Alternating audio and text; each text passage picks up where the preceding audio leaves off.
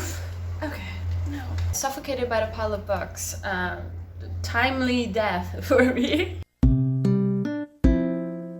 Hi, welcome back. As it is per tradition, we are going to be doing a mid-year book freakout tag. And it tells you half of the year is done. You are running out of time. It's June. Even though it doesn't feel like it, it's like 30 degrees Celsius, but it's raining and I don't know what's happening. I'm going to answer a bunch of questions, the good, the bad, the ugly, to kind of recap the first half of the year.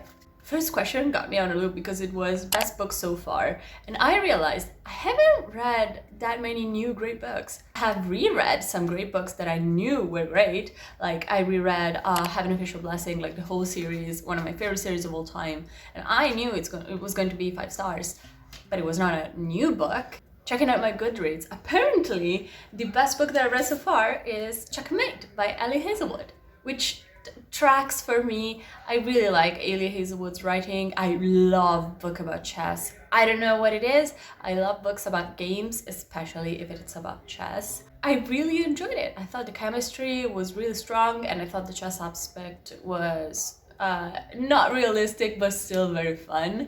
And I give it 5 stars, and it's apparently the best book of this past 6 months. Best sequel so far. Oh, okay.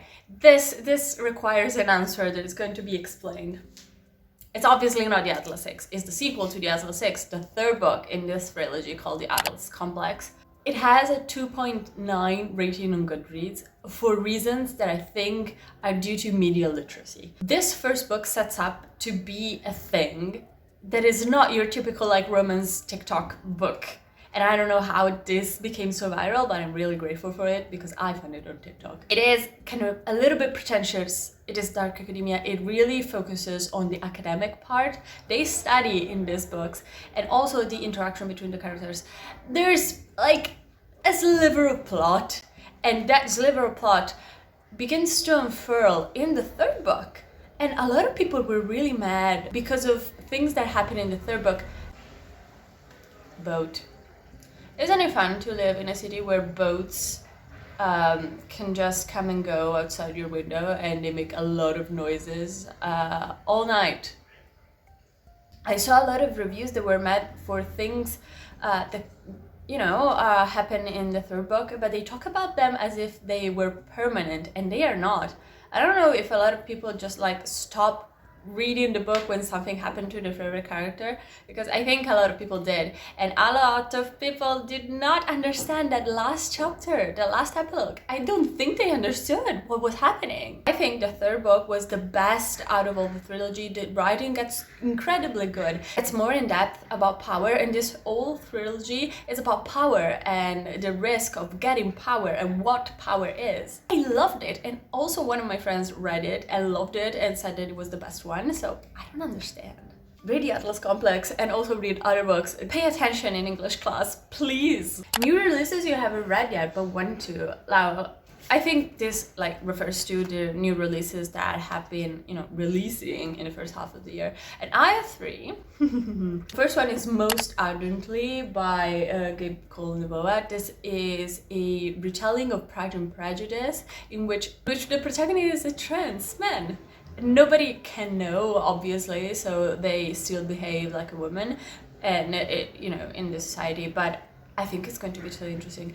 People have said to me that if you really, really love Pride and Prejudice, like the text, you're not going to love this as much because it's very modern in its language. But if you like the movies and stuff, and if you're not like an avid classical fan, I think you're going to love this. And this is what the review told me. So I want to read this book so much. And then there is Not in Love by Elie Hazelwood. Need I say more? I love everything that this woman puts on earth. And this is, I think, her first book that it's not bright, that it's not a feminist novel. I am very curious to see how she's going to confront with a traditional romance. And then there is Earthflown by Frances Wren. My favorite genre is sci-fi. I know I don't look like your stereotypical sci-fi fan, but I am. Earthflown, just from the cover alone, I believe it is queer. I believe it deals with spaceships, and I just know that I'm going to love it I just know. Now my most anticipated releases, the ones that have yet to come out, are definitely The Pairing by Casey McQuiston. I really like Casey McQuiston's books. I've never given 5 stars to one of them, but I really, really enjoy them. I think they're great queer books. And The Pairing seems really, really promising. It feels like a grown, obviously, version of a traditional romance, but I don't know. I think Casey McQuiston is really good at keeping the book fresh. And then we have Wind and Truth by Brandon Sanderson. I'm reading the Stormlight Archive series. That is a phrase that I'm saying. All of the books are over 1,000 pages, and I am enjoying myself so much. I'm reading them with friends, and Wind and Truth is going to be the last book that concludes like character arcs in the series. I'm hopeful and nervous at the same time. Also because of the title, Wind and Truth. Those are 2 characters, like my favorite characters. Oh, and then, guys, this is serious news. One of my favorite books is getting a sequel. If you know me, I love The Darkness Outside Us. It's one of my favorite books of all time. I still think about that book so much, and it's getting a sequel called The Brightness Between Us. I didn't even check the synopsis. I just saw the title and started bawling. I don't know the person that I'm going to be when this book gets released. It's going to get bad. It's going to be bad. And another book that is getting a sequel in a series, it's the Area X trilogy by Jeff Vandermeer. It's getting another book called Absolution. Jeff Vandermeer. I read everything that this man put on earth and loved every single word of it. The Area X trilogy is one of my favorite trilogies. I just need that book right now. I feel like a package should come to my door with Absolution in it, like yesterday. Biggest surprise and disappointment. So biggest surprise, it's definitely me trying to read Icebreaker and picking up the wrong Icebreaker.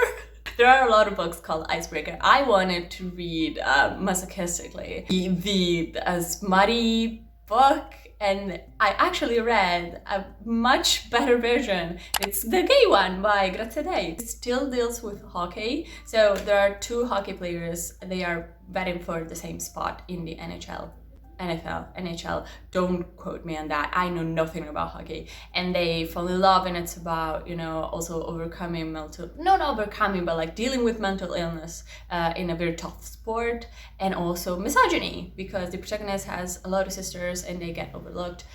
It was very good. I just needed like 5 more chapters of it because it was so good. Such a surprise. And biggest disappointment. Now, one of my New Year's resolutions was to read more independently published books, and I saw on TikTok everybody was raving about Mercy by Ian Haramaki. It was supposed to be like Angel falling in love with a priest. It was bad, y'all. It was bad. It was really bad. The writing is what suffers the most, because this was written like a 2010 gay book, if you catch my drift, like a book about coming out, and it was set in the 20s, like an alternate version of a 20s Russian town. It was full of historical mistakes, and the writing was really, really like modern in a setting that was really, really rural and historical. And I don't know, the behavior of the characters was not like connected. The dialogue was so clunky, and sometimes like they veer off their original course, and they're like, yeah, that was an abrupt change of pace, and they say it in the book, and I'm like, why couldn't you make it more smooth, like smoother? I don't know. It was written really badly, and also the plot goes all over the place. And I was such a big fan of the concept. I'm so disappointed. Favorite new author. Now I have 2. One is Kellen Graves. This is an indie author that I really, really appreciated. I read the first 3 books in the Rowan Blood series. They're so great. If you want The Cruel Prince, but make it very gay and very folkloristic, that series is perfect for you. I think the 3rd book was so incredibly good. I still think about it. A total wildcard. I read Idlewild by Joyce Thomas. It's a book about a lot of things. It's a book about fan fiction, growing up queer, obsessive friendships, and 9/11. Also theater, musical theater. It was incredible. It was great. It was such a personal book, and you could tell. It also deals about growing up trans and not knowing what you are, how you're feeling, and how to describe what you are feeling about yourself. And it was so great. I think that book was written specifically with me in mind. I'm a non-binary person. I'm very queer. I'm also into musical theater and fan fiction. So it was definitely for me. It's not for everybody, but I thought it was incredible. Definitely, I want another book like this by this author. This is the question that I always avoid. News, fictional crush. I don't get crushes on characters. I don't know if it's me that's weird. Characters, I just want like to be their friends. Crushes are not something that I do. I always say like Kaladin from the Stormlight Archive. I want to be their friends. I don't want to be their boyfriends or anything. I don't get crushes on book characters. I think, I don't know, that's weird for me. A book that made you cry. Oh, baby. Herald of the Witch's Mark by Kellen Graves. This is the third book that I was talking about of the Rowan Blood series. There is one sentence, it's not going to spoil anything, but like one of the characters says, "What if I hurt you?" And immediately their love interest says, "Hurt me, I don't care." And I was bawling. The context makes it really sad, but like it hit me. I still remember it was so, oh my god.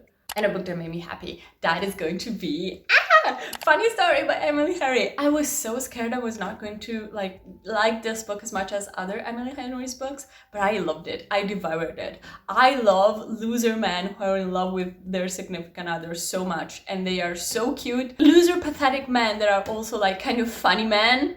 Those are my type. Not to say that I have a crush on this particular man, but I find that so intriguing, and Emily Henry does it so well. If you want like a more traditional romance by Emily Henry, I think Book Lovers and Funny Story are the two most traditional, but it also dwells in like heavier topics, especially with family and friends. So good. Most beautiful book you bought or received.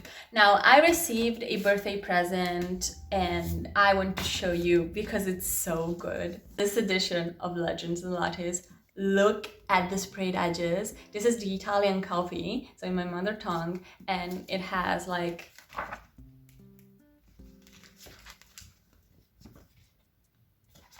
it has a map, it has the original cover under the cover, and it's so cute! Grazie Francesco, questo è probabilmente il libro più bello che ho. Books you need to read by the end of the year. This is the last question, but I have a lot of answers.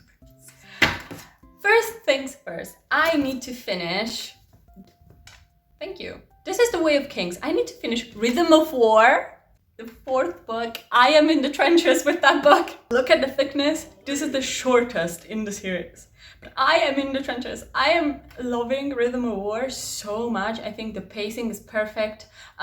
In the first books, like the first three, the pacing was a little bit off on the like first act, but now in Rhythm of War, so good. He perfected it, I think he mastered it, and so many bad things are happening and my adrenaline spikes are spiking. Thank you. And then I bought a bunch of Danmeis that I still need to read. I am a really like picky Danmei fan. I read a lot of them. If you don't know, Danmeis are Chinese book novels, usually if they're Danmei, about a gay couple, and I still need to read Guardian by Priest. This is a detective sci-fi novel set in the future. I know nothing about it aside from them. Also by Priest, I don't have it here, but I have Stars of Chaos, Chaperon, by Priest. This is a steampunk novel, and I haven't read a good steampunk book in such a long time. I'm so ready. And then I have a wild card, okay? Don't judge me for it. I really want to read Butchers and Blackbirds. The serial killer romance novel. Yeah. Everybody told me that it's very fun and it really gets into character. Like the author really committed to the bit of having serial killers as like romance leads. And they're both serial killers. That is so fun. Then there's one book that I still think about to this day. I really, really want to read it, and the Italian translation came out and everybody told me that it's not that great. It's Emily Wilde's Encyclopedia of Fairies. Everybody told me this is kind of like very textbook, and it's kind of like rivals, like academic rivals to lovers, and I am like, give it to me, give it to me, I want it. This is exactly my kind of read. I love books like this.